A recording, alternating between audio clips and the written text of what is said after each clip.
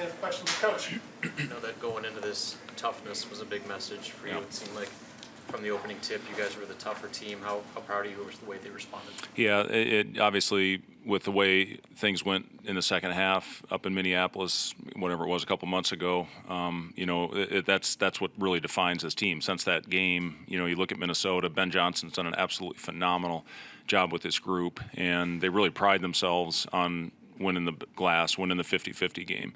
And I thought early our guys set the tone. It was Josiah, again, that got 2 offensive rebounds early in the game. And I think they had 5 offensive rebounds. Now, they led to points in that first half, but much better job overall than what happened in the first half. And I think the best sign for us is when the ball was not going in the basket and some really weird things happened. Casey misses a wide open layup on the first play. Sam has a ball that looked like it went in and then all of a sudden bounced out.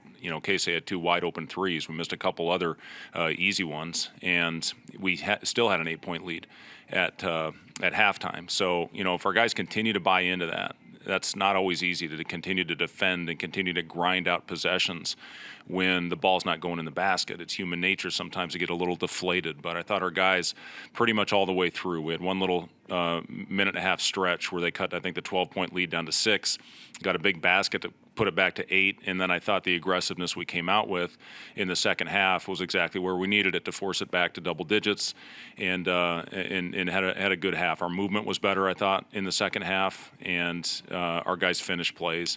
It's not very often. I think it was Rink, CJ, Casey, and Sam, I think, go 0 for 11 combined from 3, and we still find a way, to win a game by double digits. So just really proud of the guys. You need to keep that defensive edge. I like how we're playing right now, and just got to continue to go out there and next one focus on a really good Ohio State team that's had a couple of the best wins in the conference here in the past week. Do you feel like you were able to limit Minnesota, make them uncomfortable offensively? Well, I think the biggest thing was just finishing possessions. We didn't do that the first time that we played, and they had a lot to do with it. Their physicality just overwhelmed us in that second half, and believe me, we watched a lot of those clips and we talked a lot about it these last 3 or 4 days heading into this one. And our guys have had great prep. That's what I talked about. We need to have the 2 best days of prep of the year after a big road win. After our first road win in conference, we can't have a letdown. We knew we were going to have as good a crowd as we've had all year, and we need to get them into the game early. And I thought we did that with hustle plays. We didn't do it with making shots, but we did it with hustle plays, which I know this fan base appreciates as much as anything. So, just found a way to continue to go out there and play when the ball wasn't going in, and that's a great sign when you have a team that will do that and battle through those bad stretches of offense. See 22 tonight. How much are you appreciating that it feels like it's kind of a different guy every night that sort of steps into that role? Yeah, it was good to see Juwan step up and knock down shots. Jamarcus came off the bench again and hit some really timely shots for us again. Bryce, I thought, was really consistent all the way through. Even the guys that didn't make shots, I thought, played well. CJ had a great assist to, I think it was to Rink, or no, it might have been to Josiah, actually. And, all those guys I just thought went out and played the right way. And, when you do that, you get rewarded for it. So, just need to bounce back. We got an off day tomorrow and get ready, like I said, for Thursday night's game.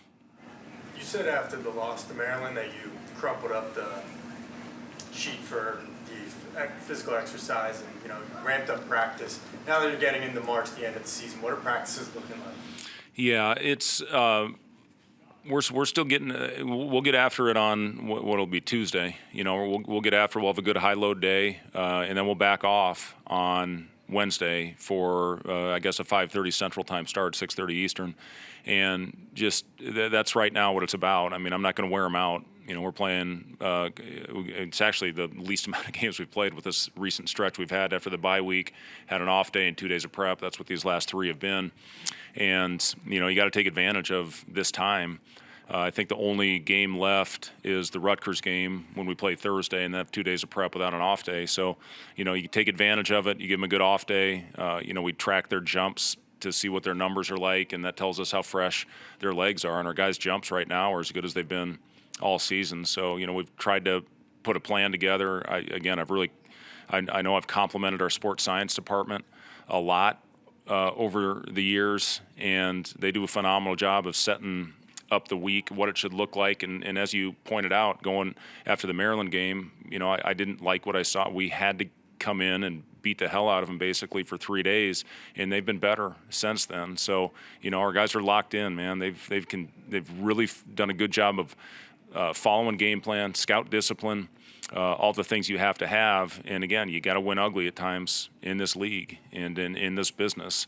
I think this is 4 in a row now. We've won by double digits. So we just got to keep fighting, keep grinding, and get them ready for Thursday. How close at this point in the year do you think this team is to maybe your expectations for them, where you thought they would be back in the summer as the season goes on, going into the Yeah, I don't know. Listen, I one thing I knew when we put this group together is I love their mentality and I love their togetherness, and that's what they're showing, and they've shown it all year. When you look at what we've done, I think this is our 20th win of the season now, so they've really bonded, found a way through adversity to stay together.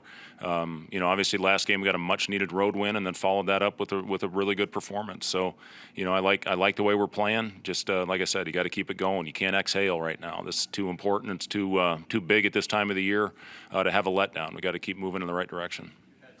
Made runs in March with the way that this group is kind of coming together late in the year, playing some of its best ball. You see, and maybe them take on the right belief and mindset of a team that is ready to make a jump. Well, I hope so, Robin. We're not skipping ahead to March yet. We got to continue to take care of what's in front of us. I think we got one more game in February, and I liked how we played last year in February. So just got to keep going out there and playing.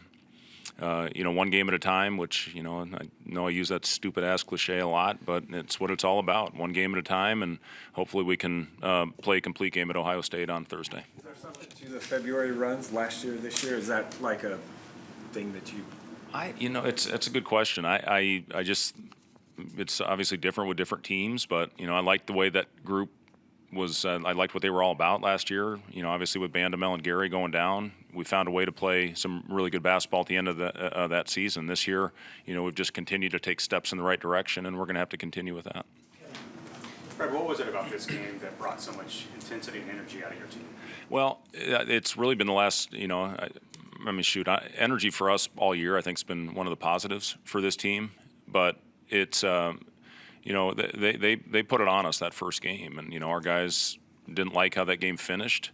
And I give them a lot of credit for finding a way to battle back and play, a tough basketball game for 40 minutes. I mean, you look at what Minnesota has done going into this game. I think they'd won 5 of 7. The 2 they lost at Purdue, they had a 10-point lead in the second half, and at Iowa, they had a 20-point lead with 10 minutes to go, and Garcia goes down. So this team coming in is as hot as anybody in the Big Ten. So I'm proud of our guys for finding a way to get a big win, a double-digit win against a hell of a basketball team. Thanks, guys. Thanks.